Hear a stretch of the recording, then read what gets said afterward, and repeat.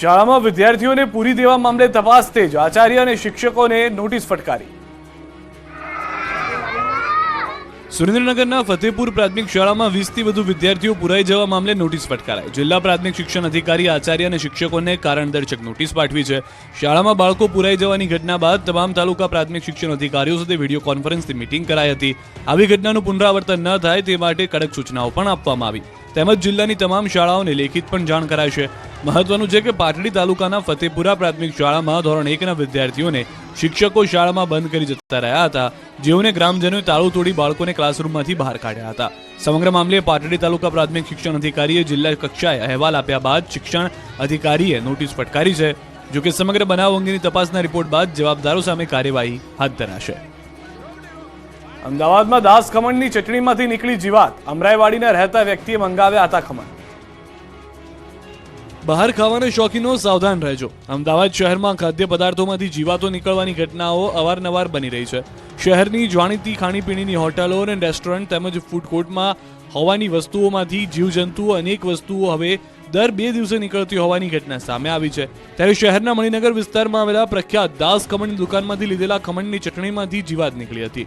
ચટણીમાંથી જીવાત નીકળતા ગ્રાહકે વેપારીનો સંપર્ક કર્યો, ત્યારે ચટણી બદલી આપવાની વાત કરી। અમરાઈવાડી વિસ્તારમાં રહેતા અલ્કેશ પરમાર નામના ગ્રાહકે દાસ ખમણમાંથી ઓનલાઈન ખમણ મંગાવ્યા, જેમાંથી જીવાતો નીકળી હોવાનું સ્પષ્ટ દેખાઈ રહ્યું છે। આ મામલે ગ્રાહકે મ્યુનિસિપલ કોર્પોરેશન વિભાગમાં ફરિયાદ કરી છે। સુરતના વેડ રોડ વિસ્તારમાં અજીબ કિસ્સો બન્યો। લાખો રૂપિયા લઈને પ્રેમિકા બીજા પ્રેમી સાથે ભાગી। યુવકને પ્રેમ જાળમાં ફસાવી મહિલાએ પડાવ્યા લાખો રૂપિયા। સુરતના વેડ રોડ પર બની છેતરપિંડીની આ આશ્ચર્યજનક ઘટના।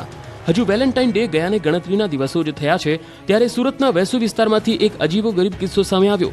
ભાડે રહેતી એક મહિલાએ યુવકને પ્રેમ જાળમાં ફસાવીને 96.44 લાખ રૂપિયા પડાવી લીધા।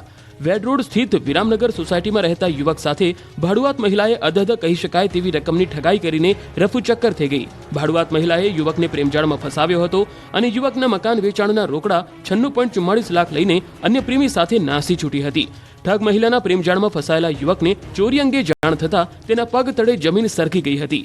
અંતે યુવક ચોક બજારમાં પોલીસ સ્ટેશને પહોંચ્યો હતો અને પોતાની આપવીતી જણાવી હતી। પોલીસે સમગ્ર મામલે વધુ તપાસ હાથ ધરી છે।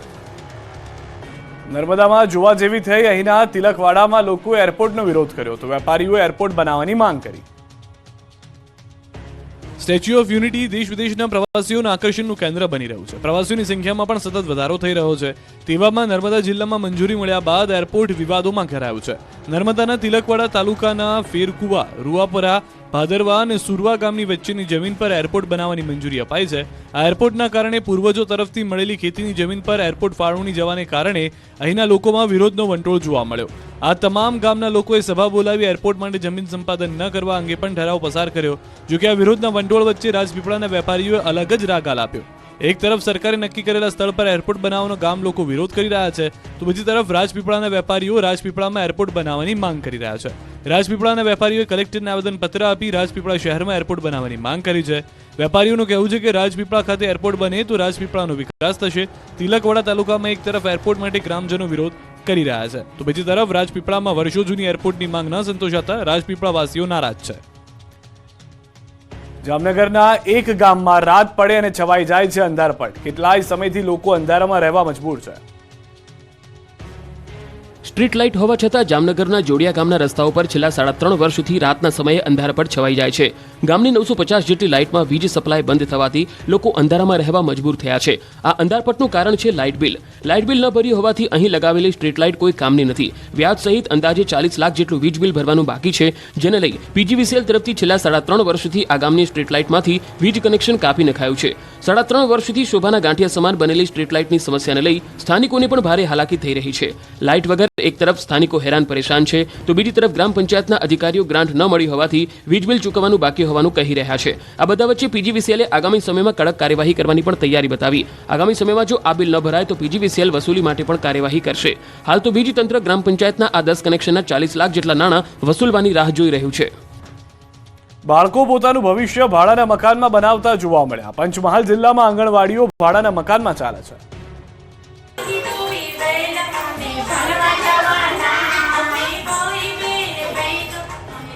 પંચમહાલ જિલ્લામાં હાલ 2000 આંગણવાડી કાર્યરત છે, જેમાં હજારો બાળકો અભ્યાસ કરી રહ્યા છે. પરંતુ જાણીને ચોંકી જશો કે જિલ્લાની કેટલીક આંગણવાડી આજે પણ ભાડાના મકાનમાં કાર્યરત છે. કેટલીક સરકારી મકાન એટલે કે સમાજઘર કે ગ્રામ પંચાયતના મકાનમાં ચાલી રહી છે આંગણવાડી. સંલગ્ન વિભાગના દાવા મુજબ હાલ જિલ્લામાં કાર્યરત 2000 આંગણવાડીઓ પૈકી 1819 આંગણવાડીના પોતાના મકાન છે, જ્યારે 7 આંગણવાડી સરકારી મકાનમાં ચાલે છે, જ્યારે 110 આંગણવાડીના નવા મકાન મંજૂર કરવામાં આવ્યા છે.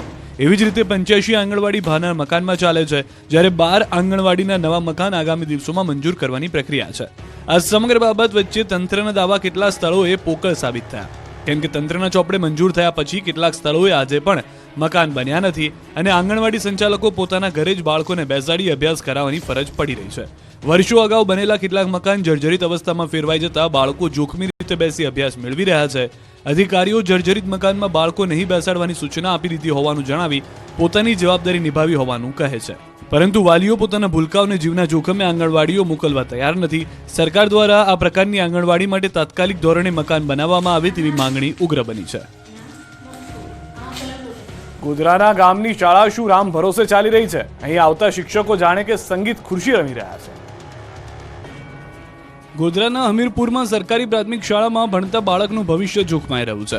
હમીરપુરમાં સરકારી શાળામાં 50થી વધુ વિદ્યાર્થીઓ અભ્યાસ કરી રહ્યા છે. પહેલા આ શાળામાં 2 શિક્ષકો હતા, પરંતુ એક શિક્ષક ગત માસમાં નિવૃત્ત થતા શાળામાં એકમાત્ર શિક્ષક ફરજ બજાવતા હતા. જ્યારે એક શિક્ષકની તબિયત નાદુરસ્ત થતા તેઓ હાલ રજા પર છે, જેથી બાળકોના અભ્યાસ પર આની અસર પડી રહી છે. હાલ શાળામાં કોઈ શિક્ષક ન હોવાથી ગ્રામજનો કાયમી શિક્ષકની માંગ કરી રહ્યા છે. આ શાળામાં અગાઉ 2 શિક્ષક ફરજ બજાવતા હતા, જે પૈકી એક શિક્ષિકા ગત મે માસમાં વય નિવૃત્ત થતા શાળામાં એક જ શિક્ષક વિદ્યાર્થીઓને અભ્યાસ કરાવતા હતા, પરંતુ તેઓની તબિયત નાદુરસ્ત થતા હાલ તેઓ રજા ઉપર છે, જેથી હાલ શાળામાં શિક્ષણ વિભાગ દ્વારા વૈકલ્પિક શિક્ષકની વ્યવસ્થા કરી શિક્ષણ કાર્ય ચલાવવામાં આવી રહ્યું છે. જોકે ગામના નાગરિકો અને શાળાની એએમસી કમિટીના સભ્યો કાયમી ધોરણે શિક્ષકની ફાળવણી કરવા માંગણી કરી રહ્યા છે. સ્થાનિકોના જણાવ્યા મુજબ દરરોજ શિક્ષક બદલાતા હોવાથી શિક્ષણ કાર્ય અને બાળકોને અસર પહોંચી રહી છે. આ અંગે તાલુકા પ્રાથમિક શિક્ષણ વિભાગમાં પણ એએમસીના સભ્યોએ લેખિતમાં રજૂઆત કરી છે. ગ્રામજનોના જણાવ્યા મુજબ હાલ જે કાયમી શિક્ષક રજા પર છે, જે પણ આગામી ટૂંક સમયમાં વય નિવૃત્ત થવાના છે, જે બાબતને ધ્યાનમાં રાખી સત્વરે કાયમી ધોરણે શિક્ષક ફાળવવામાં આવે. ફ્રાન્સ સરકારનો નિર્ણય હીરા ઉદ્યોગ માટે ફટકારો. સુરતના હીરા ઉદ્યોગ પર પડી શકે જમાઠી અસર. ફ્રાન્સમાં લેબગ્રોન ડાયમંડને સિન્થેટિક જાહેર કરતા હીરા ઉદ્યોગમાં ખળભળાટ મચી ગયો. આ નિર્ણયથી સુરતના ઉદ્યોગને મોટી અસર થાય તેવી ચર્ચા ઉઠી છે. બીજી બાજુ લેબગ્રોન ડાયમંડને ઉતરતા બતાવવા પ્રયાસ કરાયો હોવાનો મત લેબગ્રોન ડાયમંડ એસોસિએશને વ્યક્ત કર્યો છે અને આ નિર્ણયને વખોડ્યો છે. સુરતના ડાયમંડ ઉદ્યોગની કટિંગ અને પોલિશિંગ માટે વિશ્વભરમાં જાણીતું હતું. વિશ્વના રફ ડાયમંડ પૈકી પોલિશ થતા 10 પૈકી 9 ડાયમંડ સુરતમાં તૈયાર થાય છે. જોકે હવે સમયના પ્રવાહની સાથે સુરતના હીરા ઉદ્યોગે પણ પોતાની ઓળખ બદલી છે. સુરતનો ડાયમંડ ઉદ્યોગ વિદેશથી આવતા રફ ડાયમંડ ઉપર આધારિત હતો, પરંતુ હવે લેબગ્રોન ડાયમંડ આવવાથી વિદેશી ઉપરની નિર્ભરતા ધીરે ધીરે ઓછી થઈ રહી છે.